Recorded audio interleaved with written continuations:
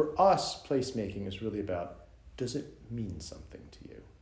You know, you go to the office, if you don't like your job, then going to the office doesn't really mean anything to you. It is a place to go from 9 until 5, and then I'm out.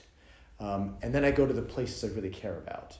And I think that's the idea of placemaking is, do you care about that place? Do you go to that place for a real reason and a real purpose? And does the purpose mean something to you? Does it mean something to the community? Does it have resonance?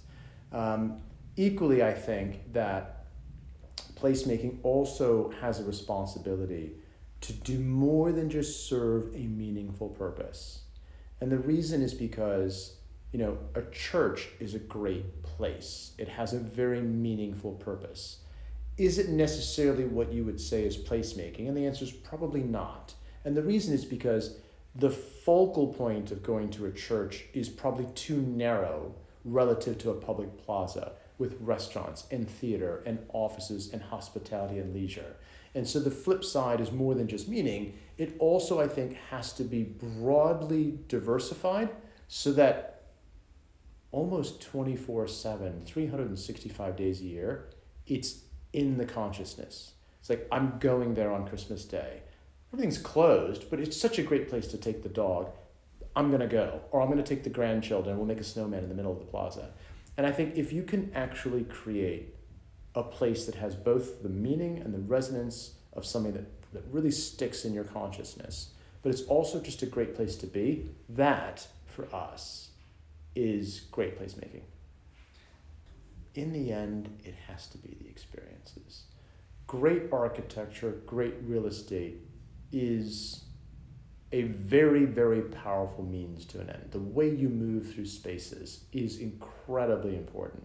However, in the end, it's still going to be about what you do in those spaces that matters.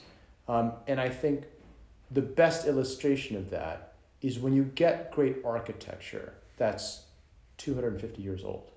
The uses in that building have changed over time, over generations.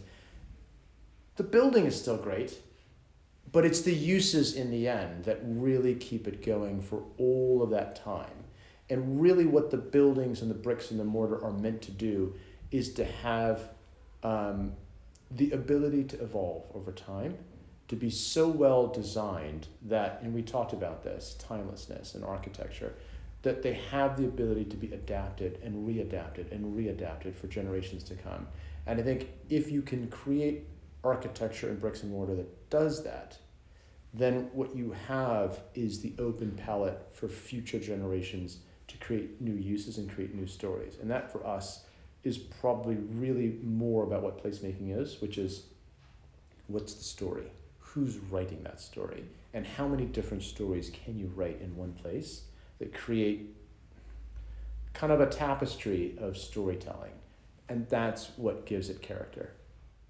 I actually think if you look at one of the many things that makes the UK great, and cities like London in particular, on a global scale, it actually is the adaptability. There's a few schools of thought in the wider world, one of which is preserve everything. You know, Rome's a great example. Like, you can't touch anything in many cases. And maybe that serves a good reason and a good purpose. Then there's the other, which is, let's just bulldoze it all and build it again every 50 years. And then there's the very, very difficult one, which is, let's actually reinvent everything while preserving the character, but enhancing and repolishing it in a new paradigm or in a new generation. It's very difficult to do. I think the UK has probably been at the leading edge of that. For good reason, because we are blessed to have incredible architecture, 1,000 consecutive years of history in this city, for example. We've got Roman ruins under half the city, and a sense of responsibility to hold on to that and to ensure that it endures in the modern day, but that it endures as a working city, not as a museum. And I think that's a very, very difficult balance to get right. And I have to say, I think London does a brilliant job of it. And I think it is an example that other cities will and should look to. when they think about their own history as it starts to evolve, like what do we do with these things? Do we just tear them down, or do we actually find a way to reinvent them for the future? I think that there's probably three things I would say about that. The first is investors have an obligation to look at math and arithmetic and returns. They do. That's a job that's very important. If you lose sight of that job, you've lost sight of a lot of people's savings, their pension funds. It's a responsibility. At the same time, I think that investors are starting to wake up to the fact that investment returns have to be replicable and sustainable. And the short buck is a dangerous temptation that in the end, over the long term, and most investors that we deal with are very, very long-term thinkers, the danger in being tempted by the short buck is that you actually lose it in the end. And by contrast, if you think about the long return, not only do you create sustainable value for everybody, but ironically now as investors wake up to that concept, they're starting to recognize that long-term value today. Because they're like, I like that, I get it, and I'm prepared to pay for it. The third thing I would say about that is, as kind of the investment managers, we think our responsibility amongst many is to ensure that we can communicate that exact ethos to our investors and articulate it not just as a storyline, but in the numbers, which is we think we can demonstrate to you that if you do it this way and you take the longer term view, it will not only pay dividends in the long term, we think we can demonstrate that done properly and communicated properly, we can demonstrate short-term value as well. And I think if you can communicate that properly and articulate it numerically with investors, they get it today, and that's important. It's always, the art and the science being blended as one. Take a greenfield site in the middle of London. What's the most profitable thing you could probably do with it? It's probably residential office, right? Great. So the logical solution out of a computer screen would be, well, then build as much office or luxury residential as humanly possible.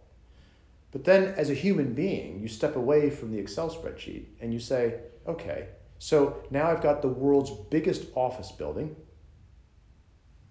Do I, as a human being, as a worker, as an employee, as a company, as an occupant, do I actually go to that building like, wow, this is the best thing ever? Or do I actually say, it's boring? Where's the life?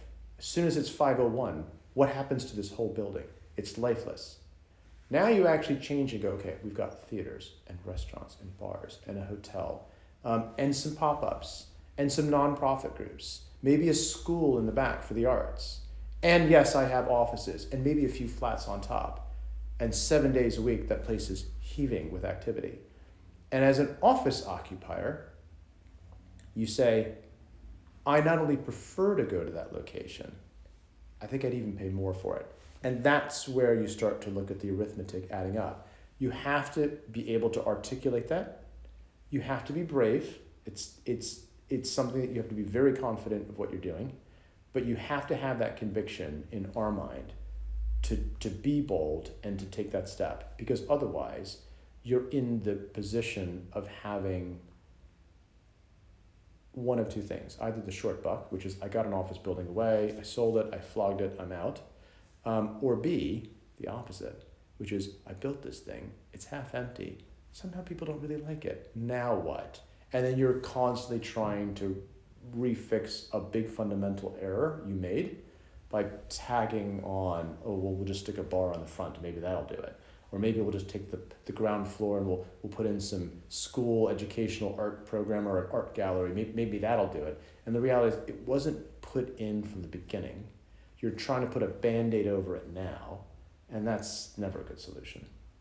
So for us, when we think about creating our places, we go back to those fundamental cores, which is what actually will make this place vibrant. Because the minute it's vibrant, there's demand for it. The minute there's demand, that's when you can start to look at the economic pieces to make the puzzle work. I think that Olympia is a good example on many of the things we touched on, which is history, its heritage. You mentioned the Victorians. It was built in the Victorian era. The fact that the buildings are being adapted for use. They've always been exhibition halls, but the nature of the exhibition business has evolved dramatically in the last 130 years since Olympia was first built. And I think what we're now doing in taking Olympia forward for the next 130 years is a combination of celebrating the heritage of where we have come from, looking to have co-authors to tell stories at Olympia with us that will take us into the next 130 years with an expanded vision of what exhibition and experience and learning is all about in the new era, in the new age. And I think equally, the idea of having purpose-built, single-function real estate in a city like London, I think is not appropriate. And the reason is, land is such a scarce commodity that we have. You have to make the most of it. And by that I mean, make sure that the community benefits from it. Not just if you're buying a ticket to come see a show for 3 days, but because you could take the dog for a walk, come visit, have a coffee, see a show, learn something, work there, invent there, play there. And yes, of course, go see shows where you buy tickets. Or maybe go see shows where you don't have to buy a ticket, which is, it's a community theater group. And I think for us, being able to look at Olympia of old and kind of reimagineer Olympia of new with some of the best and brightest names in art and culture and education and entertainment and hospitality has been very, very rewarding. And I think, again, is something that we as a firm feel is incredibly important that we've done that in any project that we get involved in. And so all of our projects, we try to be that thoughtful. It's funny, it is a challenge and it's a lot of hard work, but for us, as much as we were seen as outliers in community engagement relative to what you might call our peer set, we're really surprised by that because from our standpoint, we kind of took community engagement, stakeholder engagement, communications, transparency as like, how else would you do it? You can't hide this under a cover, pop up with an idea, expect that no one's ever seen it or heard of it, and they're like, oh, what a great idea. Why didn't I think of that? Of course you have to go communicate with people. You have to listen to what the community wants, talk to the leaders of the borough, look at the industrial strategy that they've set out for the community. What a great place to start. You've got leaders of the borough who are thinking about everyone in the community, and they've put together a strategy of this is where the borough is going. Listen to people. Take that on board. Try to incorporate it into what we're doing so we're contributing back. For us, that was a logical approach. We acknowledge that not a lot of people do it, and it is a lot of work. You know, when we went out to Olympia, I'm not even sure what the statutory requirement for consultation is. It's a few days, it's a few weeks. You know, we did 67 days of public consultation in a year. We're still doing it. You know, we've got a Halloween event that's not really public consultation, but we just think it's good community engagement. We're throwing for free. I think we've got RSVPs for like 700 children and their parents. And it's like, why not? Like, actually, that's a good thing to do. And by the way, this is their neighborhood. This is Olympia. They live in the area. Why would Olympia only be open to someone who bought a ticket?